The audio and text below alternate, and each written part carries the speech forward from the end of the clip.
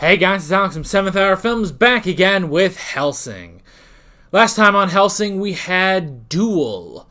We had a talk with Enrico Maxwell of the Iscariot organization, and he was like, hey, get your stuff together or we're gonna destroy you and all the vampires that you are screwing up defeating. And then Alucard got into a duel with Anderson. And Integra was like, you know what? Fuck off. Yeah. That was pretty much it. So, yeah. We should go ahead and get into this episode now. Here we go.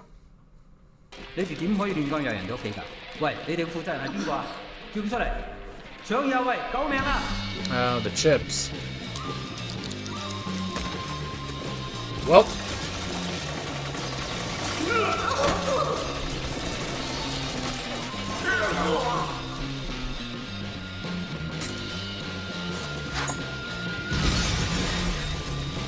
Good shot.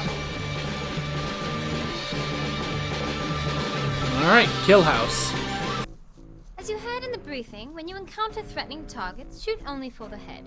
Hits to other parts of the target won't be counted. If you shoot a non-threat target, you will fail immediately. I like this. She's in charge of training.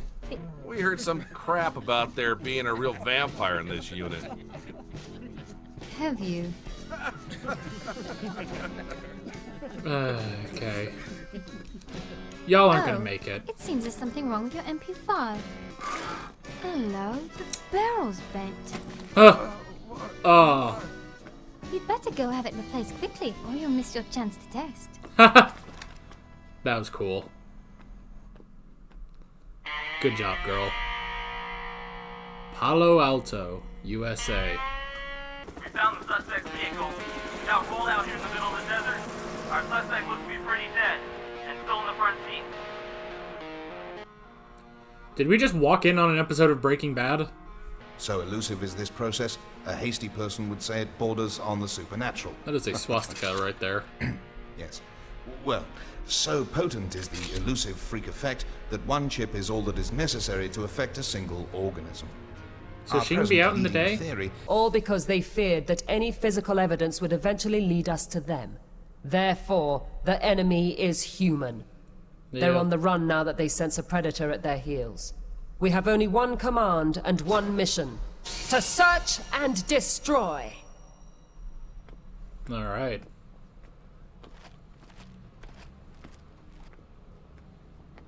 So she's just out in the daytime. Oh, her dad? Generic anime man is her dad? Sorry, Daddy. Investigating things is my job, as you well know. Actually, I have no idea. Kind of sounds like who T. you Bradley are. Baker. I apologize. My name's Harry Anders. I'm with MI5. But why don't you just call me Harry? And what do you want with me?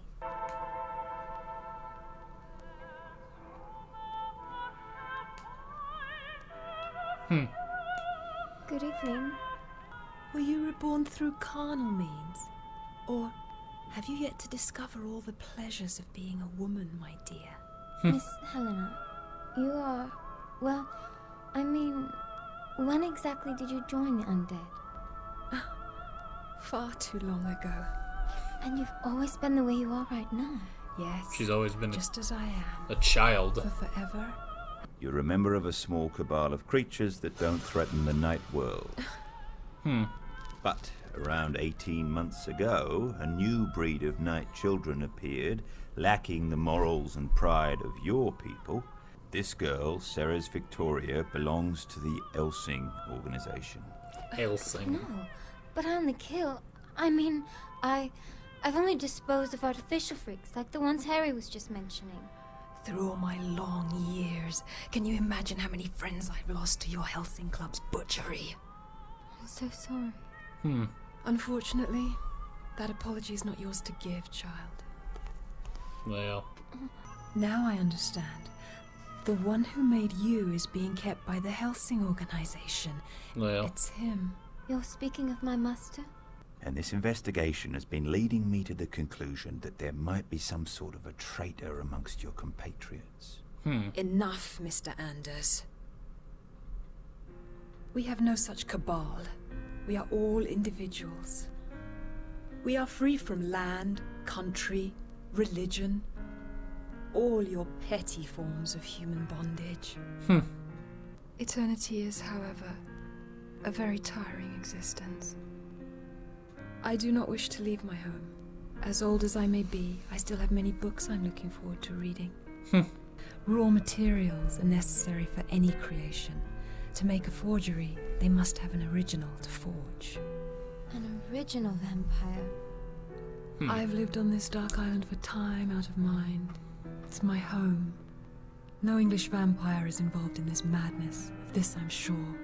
I understand. Alright then. Good evening, Miss Ceres Victoria, Mr. Anders. Alright then. That was an interesting conversation. I wish I could return the favor. Take you to dinner, maybe. Thanks for the thought. So I've heard you don't drink fresh blood. Just transfusion blood for me. Christ, if I was 20 years younger.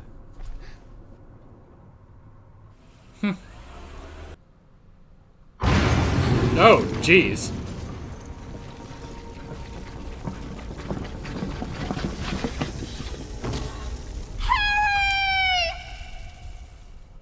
Welp.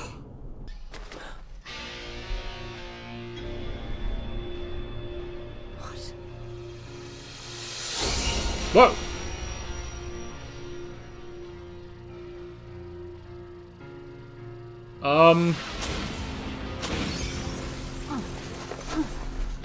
What? How did this happen? We're smarter than this.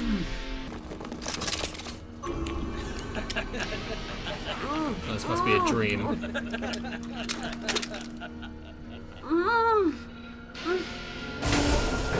It's totally a dream. Release.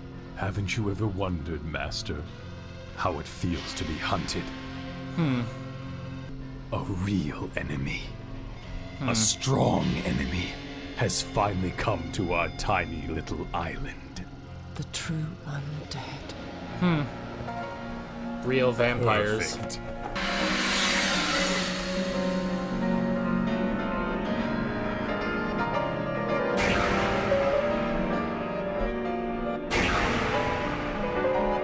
Who the fuck is this guy?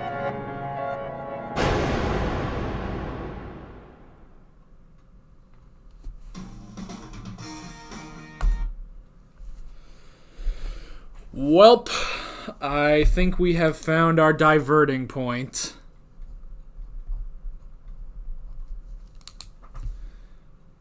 I think we have found our diverting point from the original story. Because that shit is not in... Well, first off, not in Hellsing Ultimate Abridged. I will clarify, however, I'm pretty sure if it's not in Hellsing Ultimate Abridged, a specific character, then it's not in Hellsing Ultimate as well, meaning it would not be in the complete Hellsing manga. At which point, I think this is where we diverge and split off into our own new story. Alright, just wanted to make that distinction. Alright, interesting episode. Definitely an interesting episode. A bit of a slower paced episode, but I really liked it. It's sort of, I mean, it's basically sets up our new, well, not new villain, but our overarching villain for the show, basically. So, yeah, that's pretty cool. That's pretty cool. And again, you know, it is different from what I know. I don't think that's supposed to be like the major that is in Hellsing Ultimate. So, or maybe it is, maybe it isn't. He doesn't look like it for sure. So I like that now it's diverting into its own separate storyline. So I really do like that. So let's go ahead and pop right into the notes here. the first thing I wrote down was the warehouse. So that's pretty interesting, the way they talk about it. It's like, okay, every time we take a step closer, every time we find something, they completely destroy it. And that means it's some sort of, human adversary in charge of all this. Now, that doesn't exactly, jive with what, Helena says and what Alucard says at the end. But yeah, I mean, that is interesting because they're trying to eliminate any trail that could lead Hellsing back to them, basically. So that's pretty interesting. I did like that. Okay, I have a question. Does daylight affect Saris or not? I don't feel like they really went over this because she was out in the daylight and she was completely fine. Like, and at first I was like, okay, well, at first, because I couldn't tell if, like, I don't know, like, if she had exposed legs, if she had that kind of leg wear that exposes a lot, but no, she does have long pants. She was wearing long pants, but they were colored in a certain way. Basically, her pants were colored as pale as her skin is, so it confused me for a sec, but even if she's covered up, I don't feel like that should work, should it? I don't know. That was a little confusing. Like, they never gave an explanation. She just was out during the day and was completely fine. So yeah, I don't quite understand that. Maybe you guys can help me out in the comments of that or something. But yeah, I have no idea.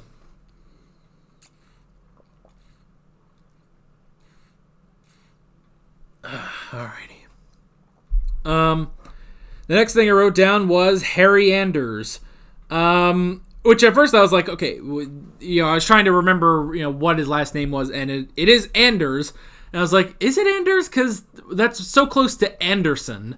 And it's like, why would you have those two names? But sure enough, it is Harry Anders, which is interesting. So he was the guy with MI5 who was doing the investigation and stuff.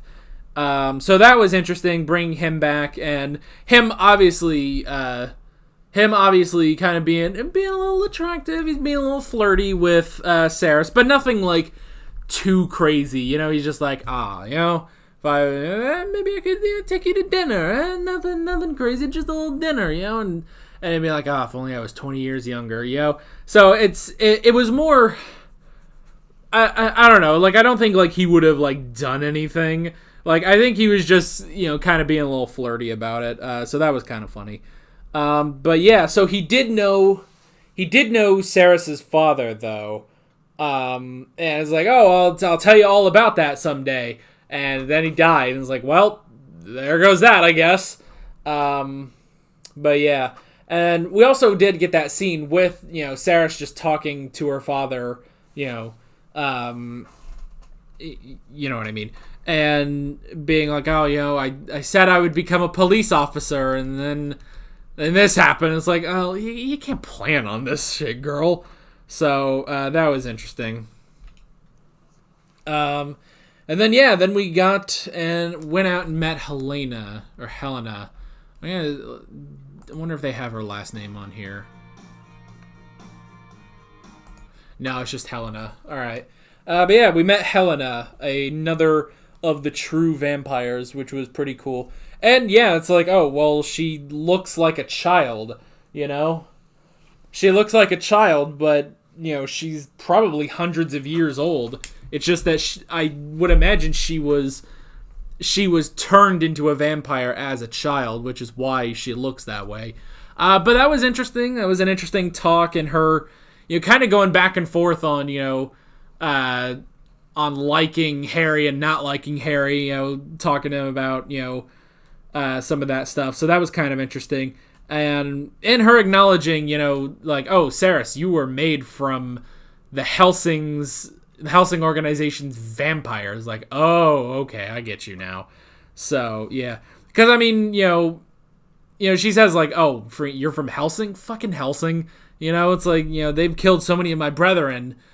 But she does understand, it's like, okay, you are technically a servant of the servant of Hellsing, basically. So, yeah, that was interesting. I did like her talk about freedom, and these, human desires and human concepts, like property and religion and stuff like that.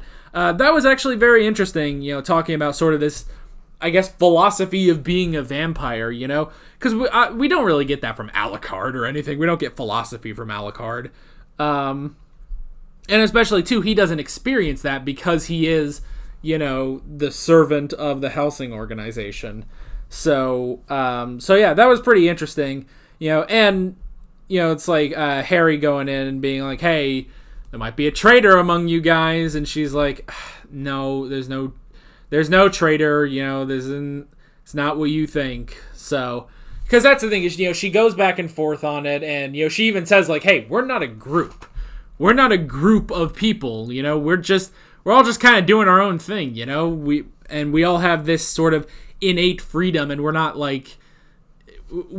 all together. But she does say, that said, no vampire in England is, working against the Hellsing organization. It's not any of us, basically. So it's one of those things, like, it's not us, but there's also not an us, just to clarify. So yeah, I really did like the conversation with her. I also like her saying, like, when she goes over, like, all these freedoms that vampires have, and she says, but eternity can get a little tiresome. It's like you have all these freedoms, but you're immortal. And then she follows that up again. She follows up saying, it's like, well, I've lived a long time. I'm going to keep living, though, because there's still some books I want to read. It's like, it's a very interesting, it was like a very interesting, like, back and forth with Helena that was very, very, very cool. So now the way they said it is that they're looking for the original vampire. Mr. Anders. Sorry. My point is that man's will alone is not enough. Raw materials are necessary for any creation.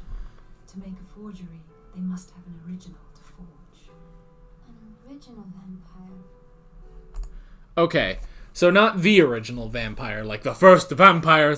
No, but there is one genuine vampire that these chipped vampires are all basically, that they all come from, which is pretty interesting. And that does set up our main villain, basically, which leads us into, well, first off, Harry's dead. Poor Harry. But then it leads us into what seemed like, okay, is this a dream for Integra? It's like, oh, this is a vision that Alucard is giving her. The experience of being hunted. And, Alucard is so excited that there is a genuine vampire that he can face, Which, yeah, I get that, I get that he is that excited after so many of these, chipped vampires, these, even the Valentine brothers, kind of sucked. And even Anderson, is fun, but he just loves the idea of there's a true vampire out there that I must take on, So he's going nuts for it. He is so excited for it.